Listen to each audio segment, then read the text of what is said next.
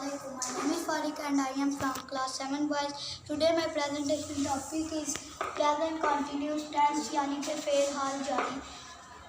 Present continuous tense is the tense which indicates an action or condition which is happening now. For example, Ali is going to market. Ali बाजार जा रहा है.